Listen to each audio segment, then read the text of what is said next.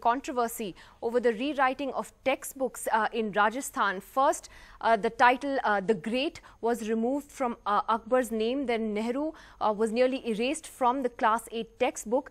And now the new Class 10 textbook is given a larger-than-life role to Savarkar, while Mahatma Gandhi is merely a passing reference. Rajasthan's education minister told NDTV today that there is no truth to the allegation that these books are being rewritten with an eye on ideology. School children in Rajasthan in for a dose of nationalism, saffron style. The social science textbook for class 10 gives a huge chunk of space to RSS ideologue Savarkar, while Mahatma Gandhi is only a passing reference. Last year, the syllabus committee of the Rajasthan Board of Education had practically erased Jawaharlal Nehru from the class 8 textbook. But Rajasthan's education minister denies books are being written with an eye on ideology. हमारा बड़ा स्पष्ट है कि हम केवल एक परिवार को नहीं पढ़ाएंगे, हम इस देश के सारे महापुरुषों को पढ़ाएंगे। नेहरू जी भी हमारे प्रधानमंत्री रहे, लेकिन उसके बाद शास्त्री जी भी रहे, इंदिरा गांधी भी रही, अटल जी भी रहे, सभी लोग रहे। और देश के अंदर वीर सावरकर, सुभाष चंद्र बोस से लेकर के 200 से अधिक महापुरुष वीर और वीरांगनाएं, जिनके पाठ को हमने जोड़ा है, और इसीलिए हमारा काम जोड़ना है, मिटाना नहीं। But the omissions are glaring. The shrinking of space for heroes like Nehru, the refusal to spell out that Mahatma Gandhi was assassinated by Nathuram Godse. विभिन्नता में एकता की और जो लोगों को समाहित करके एक कंपोजिट कल्चर की हमारी भारत की जो शैली है, उसमें मेरा ये नज़रिया है कि इतिहास के साथ छेड़छाड़ करना, इसके साथ तोड़ मरोड़ कर एक नए प्रतिमान स्थापित करना, ये नज़रिया ठीक नहीं है. All part of a series of controversial decisions. The first being that Surya Namaskar should be made compulsory in all government schools in Rajasthan. In Jaipur, Harsha Kumari Singh, NDTV. Well, is there a deliberate attempt to rewrite textbooks? That's what we're talking about tonight. Sucheta Mahajan from the Center for Historical Studies at JNU joins us this evening. Professor Ashish Nandi is here with us. After a very long time, Professor Rakesh Sinha stays with us, and Sachin Pilot does as well. Sachin, let me get to you first. On this, first we saw Jawaharlal Nehru kind of being eased out of the Rajasthan textbooks, and now you have Mahatma Gandhi playing a much more minuscule role and Savarkar playing a bigger role. Why is this something that is repeatedly happening in Rajasthan, where it's not the first controversy we're seeing and it doesn't appear to be the last? Absolutely not. And I think this is done, it's not a coincidence that this is happening time and again. You see, when the job of writing syllabus and academic choices are being left to the politicians of a ruling dispensation, clearly you will have their ideologies being imposed upon impressionable minds. Now, school children need to study everything about our past. Now, anybody in the right mind will realize that when you compare Savarkar with Mahatma Gandhi, you know how much space to proportionate to each person. There is a deliberate attempt to kind of distort history and present it in a way which is quite unifocal, which only illustrates one part of a thinking ideology that the ruling dispensation wants to profess. And I think it's wrong for politicians and ministers and MLAs to sit and decide what kids should study. There is a committee of intellectuals, academicians, and they should decide. India is such a rich culture. We cannot forget what happened in our past. But this deliberate attempt to eradicate ex-Prime Minister because he belonged to the Congress party, diminish the role of Mahatma Gandhi, the father of our nation, let alone what he's been called by the BJP in recent past, but even eradicating his contribution to our freedom struggle is absolutely unacceptable. And I think people have to stand up. We in the Congress have always opposed this. Political interference in curriculum is absolutely not the right thing to do, because impressionable minds will only study and relearn what is put out in their books. And this politicization is happening very effectively in Rajasthan, and I'm sad that it's happening unabated. But Professor Rakesh, let me take that to you. The Rajasthan Education Minister denies that this is anything to do with ideology, but even when the Nehru controversy happened, the Education Minister said every hero cannot be included in every book, referring to the Class 9 book. As a professor yourself, do you think it's right to diminish the role played by Nehru and Gandhi in India's freedom struggle, which we can't deny? It's not a question of diminishing anyone's role. It's a question of making history inclusive, giving all the people not the equal space, but giving some space to others who have been excluded.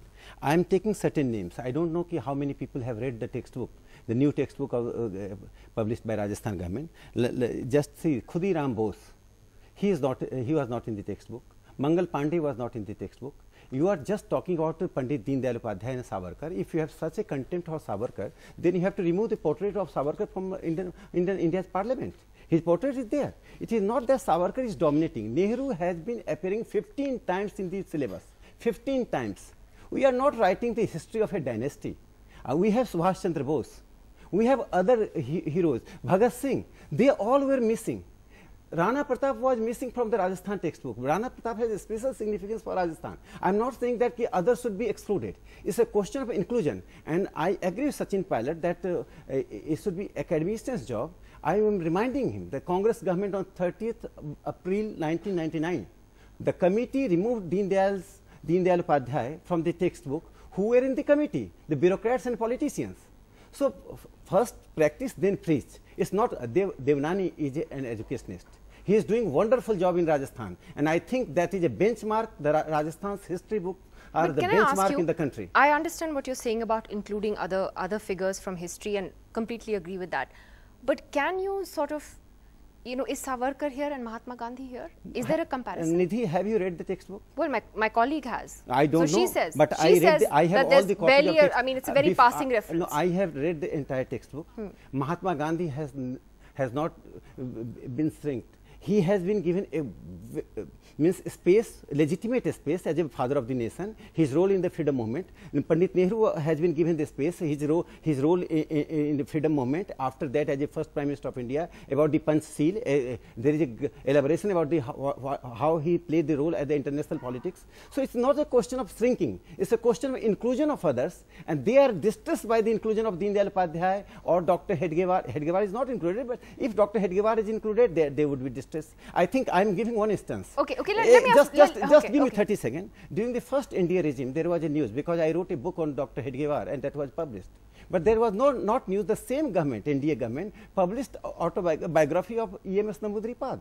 Ravi Shankar Prasad ji was the INB minister, Vajpayee ji was the Prime Minister. So always you give the news which give an impression that the government is giving a space to a particular ideology. Professor Mahajan, what Rakesh Sinha is saying is that it's not that Gandhi and Nehru's space has shrunk in the book, but it is that the role of these others has been now given some prominence. I totally disagree with this. It's very clear that Mahatma Gandhi's name, not just his name, I think I object to the idea that as if we are counting how many times the name has appeared or not.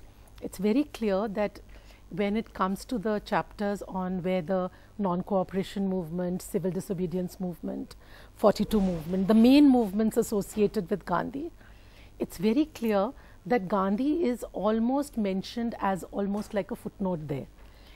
The role of other people, whether it is Bhagat Singh or Subhash Bose and others, has been increased. I have two problems apart from others. I see this as a long-term trend. I think we are not here only to discuss what's wrong with what the Rajasthan Education Board has done today, but to recognize the pattern behind it and to be aware of the dangers. It's 30 years since we have been fighting this. In 1977 as a student, we fought when the Janata Party came to power. They immediately attacked the history textbooks at the center, right? Every time we have a BJP minded government which comes there, they mess with the textbooks, and this is what we call communalization of history. It's as simple as that. This is what is being done. It's not a question of one person or other being, you said a number of things. I'll get Professor Sinha to comment on that in just a moment. But let me ask Ashish Nandi on this question of whether you also see a pattern here. And do you also see, for instance, from let's say Amit Shah's remarks on Mahatma Gandhi just a few days ago, a certain contempt for Gandhi and Nehru? But that they always had. For Nehru certainly we saw it. That also there. But a certain contempt for Gandhi overtly? It was kind of corrected in the last 30 years or so. So what does that indicate 30 to you? years. But it was always there. There's no, I mean, out of the 4 assassinations made on Gandhi, 3 were by the Sangh Parivar. So that is something known, and I don't think people will forget that easily. Frankly, I want to ask you this question, whether we have to get into that part of the story. because every regime tries to fiddle with textbooks. In Bangladesh, it is a farce now. The first thing that a regime does when it gets into power is to rush the press to publish the edited version of the textbooks. Now, if you want to get into that situation, well and good, you go on changing textbooks every time. I think that a more intelligent solution, if it was an honest attempt, then it should have been done like this, that you establish an independent commission to examine textbooks and let it choose its successors too, so that it crosses the boundaries of electoral fortunes, and let that, the state has no right to decide the textbooks.